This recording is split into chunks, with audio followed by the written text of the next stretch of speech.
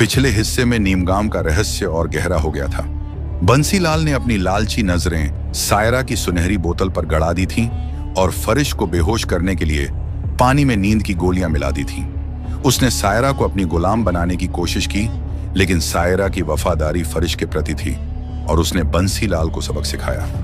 डर कर भागा बंसीलाल हरितवल्ली गांव पहुंचा, जहां उसे एक नई बोतल और एक नया जिन्न मिला। इस जिन्न की शक्ति से उसने अपनी लालची इच्छाएं पूरी की। उधर फरिश और सायरा को बंसीलाल की साजिश का पता चला और उन्होंने उसे पकड़ने की ठानी, लेकिन बंसीलाल अब एक नई शक्ति के साथ और खतरनाक हो चुका था। अब कहानी का अगला मोड़ नीमगाम को और गहरे अंधेरे में ले जाता है, जहां सायरा और फरिश का भविष्य अधर में लटक रहा है। नीमगाम की सुबह धुंध में डूबी थी और हवा में एक अजीब सी बेचैनी थी। बंसीलाल अपनी नई मिली बोतल को सीने से लगाए तांत्रिक के ठिकाने की ओर बढ़ रहा था। उसका चेहरा लालच और डर के मिश्रण से भरा था। तांत्रिक का ठिकाना गांव के बाहर एक झरझर झोपड़ी में था, जहां दीवारों पर काले मंत्रों की नक्काशी थी और हवा में अजीब सी गंध तैर रही थी। बंसीलाल ने तांत्रिक को अपनी नई बोतल दिखाई, जिसकी सुनहरी चमक झोपड़ी के अंधेरे में आग की तरह दहक रही थी। तांत्रिक की आंखें आश्चर्य और लालच से चमक उठी। उसने बोतल को हाथ में लिया और उसकी नक्काशी को छूकर देखा, जैसे वह उसकी शक्ति को महसूस कर रहा हो। बंसीलाल ने तांत्रिक को सारी कहानी सुनाई, कैसे उसने हरितवल्ली गांव में यह बोतल खोजी और कैसे इसके जिन्न ने उसकी इच्छा पूरी की। उसने बताया कि इस जिन्न की शक्ति इतनी खतरनाक है कि वह सायरा को भी अपने वश में कर सकता है। उसने तांत्रिक से वादा किया कि अगर वे सायरा को कैद कर लेते हैं तो वह यह नया जिन्न तांत्रिक को सौंप देगा और सायरा को अपने पास रखेगा। तांत्रिक ने गहरी सांस ली और अपनी काली किताब खोली। उसने कहा कि सायरा जैसी जिन्न को कैद करना आसान नहीं होगा। जब तक फरिश जिंदा है, सायरा उसकी गुलाम रहेगी, क्योंकि फरिश की तीसरी इच्छा ने उसे हमेशा के लिए बांध दिया है। तांत्रिक की आंखें सिकुड़ गईं और उसने कहा कि पहले फरिश को रास्ते से हटाना होगा। अगर फरिश मर जाता है तो सायरा की गुलामी टूट जाएगी और फिर जो भी उसे बोतल से निकालेगा वह उसकी गुलाम बन जाएगी। बंसीलाल ने कहा कि सायरा की शक्तियों के रहते फरिश को मारना नामुमकिन है। तांत्रिक ने एक रहस्यमयी मुस्कान बिखेरी और कहा कि इसके लिए बंसीलाल का नया जिन्न उनकी मदद करेगा। उसने बंसीलाल को हुक्म दिया कि वह किसी तरह फरिश और सायरा को रात में जंगल के पीछे वाले खंडहर में ले आए। तांत्रिक ने बताया कि वह खंडहर उसकी काले जादू की शक्ति का केंद्र है और आज अमावस्या की रात है। अगर वह आज रात फरिश की बलि दे देता है तो उसकी शक्तियां अमर हो जाएंगी और सायरा को कैद करने के बाद वह दुनिया पर राज कर सकता है। बंसीलाल ने तांत्रिक की बात मान ली और अपने घर की ओर चल पड़ा। घर पहुंचते ही बंसीलाल का चेहरा पीला पड़ गया। उसके दरवाजे का ताला टूटा हुआ था और अंदर का सामान बिखरा पड़ा था। उसे तुरंत समझ आ गया कि फरिश और सायरा उसे ढूंढने आए थे, लेकिन अब बंसीलाल को कोई डर नहीं था।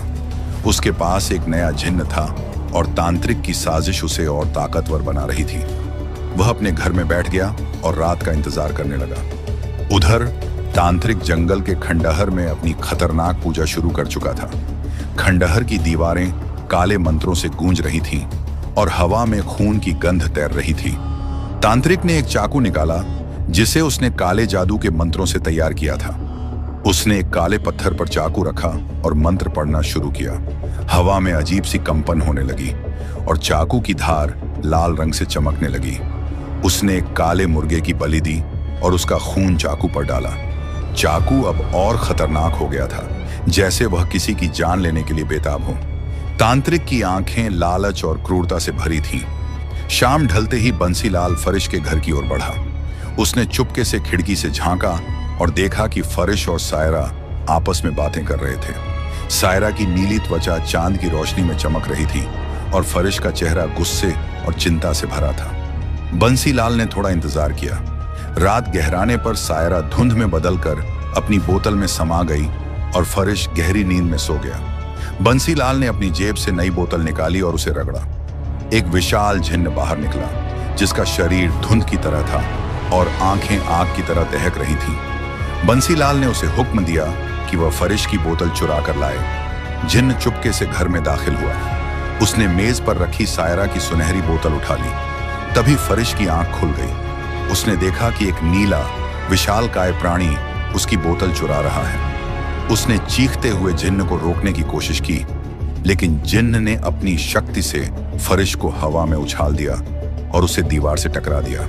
फरिश का शरीर दर्द से कराह उठा, लेकिन वह हार नहीं माना। जिन्न बोतल लेकर बाहर निकला और बंसीलाल को सौंप दी। बंसीलाल ने एक खौफनाक हंसी के साथ फरिश की ओर देखा, जो अब घर से बाहर आ चुका था। उसने फरिश को ताना मारा कि अगर उसे सायरा चाहिए तो वह जंगल के पीछे खंडहर में आए, वरना वह सायरा को हमेशा के लिए मार देगा। जिन्न ने अपनी उंगलियां चटकाईं और बंसीलाल और जिन्न दोनों खंडहर में गायब हो गए। फरिश का दिल जोर जोर से धड़क रहा था। उसे समझ आ गया कि बंसीलाल को भी सायरा जैसा एक जिन्न मिल गया है। वह बिना देर किए जंगल की ओर दौड़ा, जहां खंडहर उसका इंतजार कर रहा था। जंगल के खंडहर में अंधेरा गहरा था और हवा में मृत्यु की गंध तैर रही थी। तांत्रिक ने बंसीलाल और उसके जिन्न को देखा और उसकी आंखें लालच से चमक उठीं। बंसीलाल ने तांत्रिक को सायरा की बोतल दी और बताया कि फरिश जल्द ही वहां पहुंचेगा। तांत्रिक ने बोतल को रगड़ा और सायरा धुंध के साथ बाहर निकली। उसकी आंखें आश्चर्य और गुस्से से भरी थीं। उसने देखा कि वह एक खंडहर में है, जहां तांत्रिक, बंसीलाल और एक विशाल जिन्न खड़े थे। बंसीलाल ने अपने जिन्न को हुक्म दिया कि वह सायरा को जंजीरों में बांध दे, ताकि वह अपनी शक्तियों का इस्तेमाल न कर सके। जिन्न ने एक झटके में सायरा के हाथों और पैरों को जादुई जंजीरों में जकड़ दिया। सायरा ने छटपटाने की कोशिश की, लेकिन जंजीरें इतनी मजबूत थीं कि वह हिल भी नहीं पाई। बंसीलाल का जिन्न फिर से अपनी बोतल में समा गया। बंसीलाल ने अपनी बोतल रगड़ी, लेकिन कुछ नहीं हुआ। वह हैरान होकर तांत्रिक की ओर देखने लगा। तांत्रिक को भी समझ नहीं आया कि क्या गलत हुआ। तभी फरिश खंडहर में दौड़ता हुआ पहुंचा। उसने देखा कि सायरा जंजीरों में जकड़ी हुई है और उसके सामने बंसीलाल और तांत्रिक खड़े हैं। तांत्रिक ने अपनी शक्ति से फरिश को भी जंजीरों में बांध दिया। बंसीलाल ने फिर से अपनी बोतल रगड़ी, लेकिन जिन्न नहीं निकला। तांत्रिक ने बंसीलाल की बोतल छीनी और उसे रगड़ा। इस बार जिन्न बाहर निकला और कहा कि वह 3 इच्छाएं पूरी कर सकता है।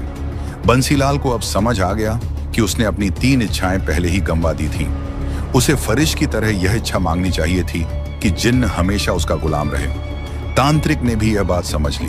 बंसीलाल ने गुस्से में कहा कि कोई बात नहीं, वह फरिश को मारकर सायरा से पहली इच्छा यही मांगेगा कि वह उसकी गुलाम बने। तभी तांत्रिक जोर जोर से हंसने लगा। उसकी हंसी खंडहर में गूंज रही थी। फरिश, सायरा और बंसीलाल हैरानी से उसकी ओर देखने लगे। तांत्रिक ने बंसीलाल से कहा, तू इच्छा तभी मांग सकता है जब तू जिंदा बचेगा। बंसीलाल का चेहरा पीला पड़ गया। तांत्रिक ने कहा, आज रात अमावस्या की रात है और आज एक नहीं 2 बलियां दूंगा, फरिश और बंसीलाल की। दोनों जिन्हों को हासिल करने के बाद वह दुनिया पर राज करेगा। तांत्रिक ने अपने जिन्न को हुक्म दिया कि वह बंसीलाल के साथ वही करे जो उसने हरितवल्ली गांव की लड़कियों के साथ किया था। जिन्न ने बंसीलाल को पकड़ लिया। उसकी नीली आंखें क्रूरता से चमक रही थीं। उसने बंसीलाल की कमीज फाड़ दी और उसे जमीन पर पटक दिया। जिन्न का विशाल शरीर बंसीलाल के ऊपर मंडराने लगा। उसने बंसीलाल के गालों को अपने ठंडे, धुंधले हाथों से सहलाया और फिर उसके होंठों पर एक गहरा, डरावना चुंबन दिया। बंसीलाल की चीखें खंडहर में गूंज रही थीं, लेकिन कोई सुनने वाला नहीं था। जिन्न ने उसके शरीर को अपने जादुई हाथों से जकड़ लिया और उसकी उंगलियां बंसीलाल के सीने पर रेंगने लगीं। उसने बंसीलाल के शरीर को ऐसे छुआ जैसे वह उसकी रूह को चूस रहा हो। बंसीलाल का शरीर कांप रहा था और उसकी आंखों में डर और दर्द साफ दिख रहा था। जिन्न ने उसे और करीब खींचा और उसका शरीर बंसीलाल के शरीर से सट गया। यह दृश्य इतना भयानक था कि सायरा और फरिश, जो जंजीरों में जकड़े थे, अपनी आंखें बंद कर लिया। जब जिन्न ने अपनी हवस पूरी कर ली, तांत्रिक ने अपना जादुई चाकू निकाला। उसकी धार लाल रंग से चमक रही थी, जैसे वह खून का प्यासा हो। तांत्रिक ने एक झटके में चाकू बंसीलाल के पेट में घोंप दिया। बंसीलाल की चीखें खंडहर में गूंज उठीं और वह तड़प तड़प कर मर गया। उसका खून जमीन पर फैल गया और तांत्रिक की आंखें क्रूरता से चमक रही थीं। तांत्रिक की नजरें अब फरिश पर थीं। उसका चाकू अभी भी खून से सना था और उसकी हंसी खंडहर में गूंज रही थी। क्या तांत्रिक अब फरिश को भी मार डालेगा? क्या सायरा को अपनी गुलाम बनाने की उसकी साजिश कामयाब होगी, या फिर नीमगाम का यह रहस्य एक नया और बड़ा मोड़ लेने वाला है? फरिश और सायरा की जोड़ी इस खतरनाक तांत्रिक का सामना कैसे करेगी, जानने के लिए इंतजार कीजिए भाग 5 का। अगर आपको हमारी मेहनत और यह वीडियो पसंद आई तो एक लाइक जरूर करें। ऐसी और बढ़िया बढ़िया वीडियो देखने के लिए हमारे चैनल को करें सब्सक्राइब और कमेंट में बताइए आपको वीडियो कैसी लगी।